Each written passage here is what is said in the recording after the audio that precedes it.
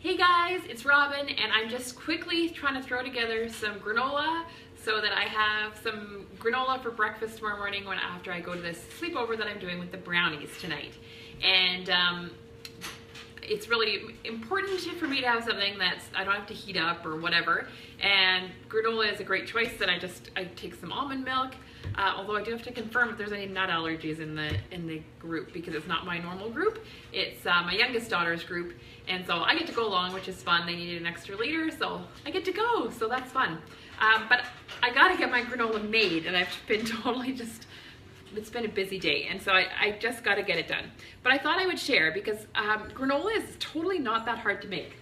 All I've done is heat up my oven to 275, and I like to make it out of quinoa. These quinoa flakes. So it kind of looks like oatmeal, but it's made from quinoa. So it just gives a little more variety in my diet, because I think variety is important. Because without gluten, there's less sources of carbs, really.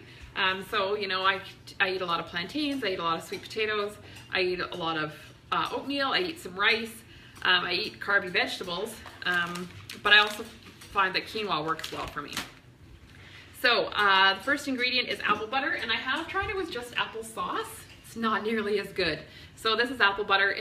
Often I'll make it myself, actually, because all you have to do is cut up apples, stick them in a crock pot, and cook them until they're really thick. So apple butter is basically kind of like really cooked, thick applesauce. But it's not nearly as tasty as if you just use applesauce. Way better if you use apple butter. Oh, I got it open. Okay. So we need 2/3 of a cup of this, and it's super yummy. And you know how applesauce is quite a bit lighter in color? I mean, everybody knows probably what applesauce looks like, but you might not know what apple butter looks like. So it's really red. It's good.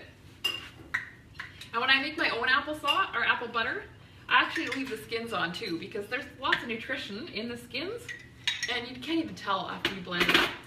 So it works out well. Okay, so we have 2/3 of a cup of apple butter. Next, we have tahini. So you can substitute nut butter, but I find I'm often taking it for guide events, so this works well for me. And I only need 1/3 of a cup, I think. Yeah, I only need 1/3 of a cup of tahini. Let me grab that out here.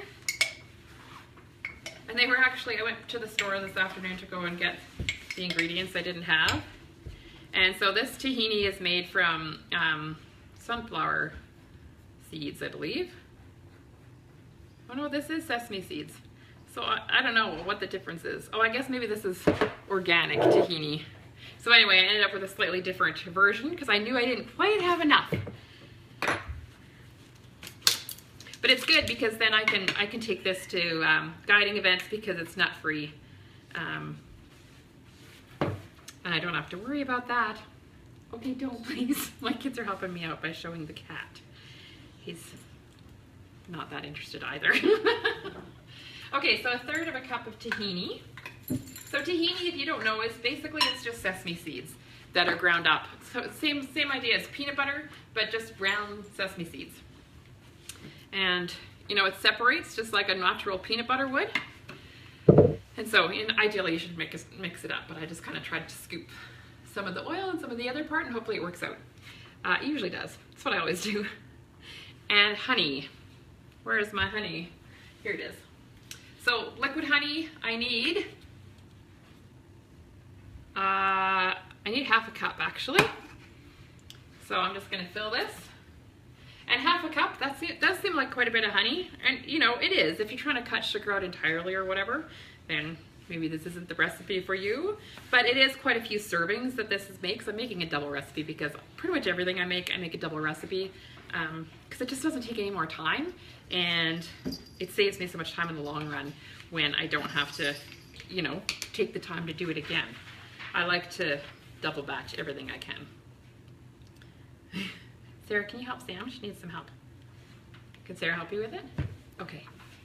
We're just trying to pack for the sleepover too. My youngest needs some help. So her sister's gonna help her. That's awesome.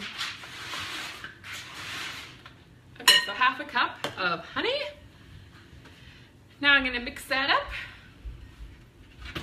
And so right now it looks like nothing really. And it says to add the quinoa next. I've made this recipe so many times that I kind of just make it my own. And I don't do it quite the same way as they suggest anymore. Like they suggest adding the quinoa next and then adding the spices, but I just find that doesn't make any sense because it's so much easier to mix the spices in now, and it mixes much more evenly than when you add the quinoa in, because once you add the quinoa, it's really hard to mix.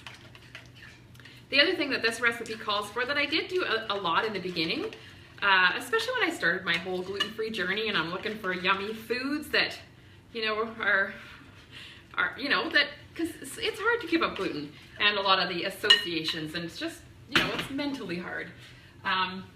So I put in a lot of dried cranberries and that kind of thing as well, just to make it taste yummier. But I don't find I need that anymore, and so I just choose to eat, you know, like a whole piece of fruit and have the granola without the fruit, or I might have it with, you know, with some berries or something on the side instead. But if you like it with dried cranberries, it's great. And I used to buy, like they also have dried blueberries that you could buy, but they're pretty pricey, dried blueberries, but they are super yummy. Okay, so now I'm gonna add in the spices. Oh, I almost forgot the vanilla too. That would be no good. Okay, thanks, I'll help her in a sec. Do you guys have everything else ready? No? Okay, go do what you can and I'll be right there, okay? Okay. So, a teaspoon of vanilla. I'm gonna add that in, and I'm gonna give that another stir. Okay, girls, hey, settle down. And then I'm gonna add the spices. My hands are super sticky from the honey. Okay, so we have 2 teaspoons of cinnamon, and I have this this measuring spoon that I love because it has this small end, like oval end, so I can fit it into my spice jars. It's awesome. So oh, this is cardamom. I don't think I want that much cardamom. Okay, 1 teaspoon cardamom, that's good. Whew, almost messed that up. Okay, 4 teaspoons cinnamon. Let's do that with actual cinnamon instead of cardamom. Okay, so 1, 2, 3, 4, and then some nutmeg. How much of that do we need? I think 1/2 teaspoon. Oh, no, 1 teaspoon of nutmeg as well. Yeah. Yeah, 1 teaspoon. I hope that's right. Yes, okay. 1 teaspoon of nutmeg. The cardamom with 4 teaspoons would be pretty strong. I do like the flavor that it adds, and I don't use cardamom in a lot of other stuff. I do like the flavor that it adds to the granola, but I think 4 teaspoons would not be so good.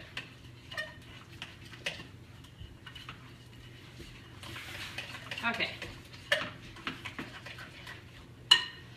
Okay, next we have, I do add in lots of times some pumpkin seed protein. Sometimes I add in flaxseed or something if I have it, but I don't right now. So I'm gonna add in just a little bit of protein powder, this pumpkin seed protein powder. So it's all plant-based and just adds a little protein to the whole, you know, the whole thing. So I'm just gonna add in a big heaping spoon of that. And then all I have to do is mix in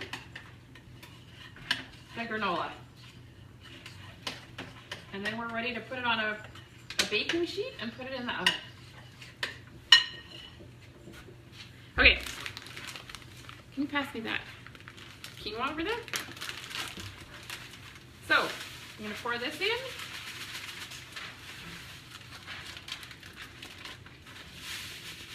And for this recipe, thank you. For this recipe, I use two boxes of these of quinoa is about right for this recipe.